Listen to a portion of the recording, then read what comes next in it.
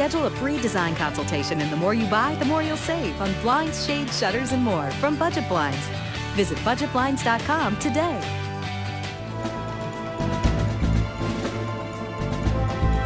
After a disappointing loss on Friday in the first game of the AJHL North Division semifinals, the Lloydminster Bobcats were hoping to bounce back versus the Pontiacs last night before heading to Bonnyville for games 3 and 4. 7 minutes into the first period, Alden Dupuis from behind the net gets a shot off, hits the post, but Ryan Symington spies the juicy rebound. Then Yaks on a power play, and Bobby McMahon sees a spot open up in front of Devin Green, and he nets it to put Bonnie up 2-0. Coach Van Haraway not too happy as the Cats gave up 10 penalties in total in the game.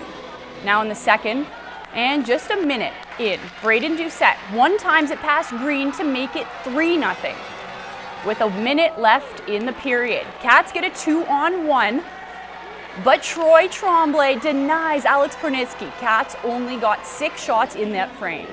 Now in the third, Yaks on their 9th power play of the game, and Kyler Hain lights the lamp, his 9th point in the playoffs. In the dying minute of the game, Zach Giroux denies Bonnyville the shutout, but the Pontiacs still take game 2 of the series. Final was 4-1 Yaks. The Bobcats were outshot 34-16, and they now have their work cut out for them as they head to the rowdy RJ Lalonde Arena for game 3 and 4 in the best of 7 series. Coach Gary Van Haraway was disappointed with his team's effort and sloppiness on penalties. Now, they've outworked us in every area of the game, and they've frustrated us. So I just don't see how we think that taking penalties or sitting in the penalty box or standing and waiting for things to happen is going to turn the series around. Pretty poor effort out there tonight by us. Losing 4-2, I think we got pretty lucky that it was actually that close. It was a brutal effort by our team in a whole, other than Devin. Devin played really well. We always thought that it was going to come down to our specialty teams, and then I think that that's the big difference right now, that our PK is good and our power play is good, and thankfully we've been able to shut them down in those areas, and then we're hoping that continues. I think we're playing well. Keeping on the body is working for our team, so going pretty good. The Bantam AAA Ice Cats playing in Game 3 of their best of 3 playoff series today versus the Sherwood Park Royals, needing a win to advance to the next round. Ice Cats lost 4-0 on Friday, so needing a big rebound here today. Royals get a couple good shots off in the first, but Bella McKee blocking shots like no one's business. We're scoreless until the second. Then McKenna Mannix to Reese Lumbach at the blue line. She fires it through traffic and scores to get the Ice Cats on the board first. So we go to the third. Cats with a man advantage. Lumbach with a shot, and the rebound sets up Jaden Thorpe, who finds the net and pops the water bottle and its lid off. Let's see a replay of that. Oh, that's slick. Ice Cats up 2. Royals with a chance here, but McKee, she gloves it as the Bantams book their ticket to the next round of playoffs, and McKee records a shutout in the 2-0 win. They played great today. It was a team effort, completely, right from our goaltender to our defense to our forwards. On Friday night, you know, it was a tough game for us. Our girls just didn't show up, and you know, but they let it go, and like you said, you turn the page and you move on, and they focused and they were ready for today. The Rustlers U18 men's volleyball team was facing the Northwest Fury in the gold medal final of the first Sask Cup of the year. Rustlers trailing first set.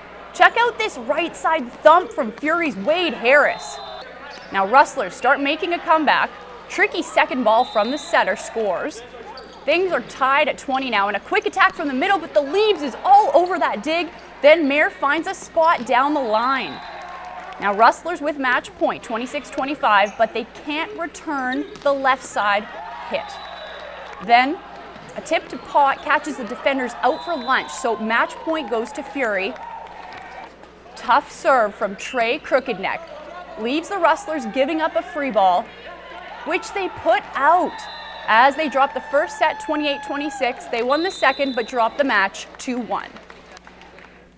It's been called the fastest sport on skates. Athletes make their way down a 415-meter track, reaching speeds of up to 70 kilometers per hour. And last night was the event everyone was waiting for as the Crashed Ice World Championship Finals took place in Edmonton for the first time ever. On the far right-hand side. This is semi-final heat number 2. The top 2 riders move on to the final. Scotty Croxall in the black comes in second behind Dean Moriarty. Points leader Croxall already had secured himself world title earlier in the day. He and Moriarty advanced. A couple of Canadian kids facing 2 Americans in the final. It's a good start by all 4 of them. Dean Moriarty with a slight advantage coming to that 90-degree corner. Dean's got it, but Scott Croxall takes advantage on the inside line. Dean takes a heavy hit on the boards. Bobby Merritt's in third. Dean Moriarty trailing in back. Look at it. Oh, by Cameron Nuss on the inside. Scott Croxall back in second place. Cameron Nuss now leading the last couple of turns, and it could be yet another win. It'll be Cameron Nuss's 3rd win of his career. Scott Croxall takes second place. American Cameron Nuss wins it while Croxall takes second place, followed by Tommy Mertz and Dean Moriarty.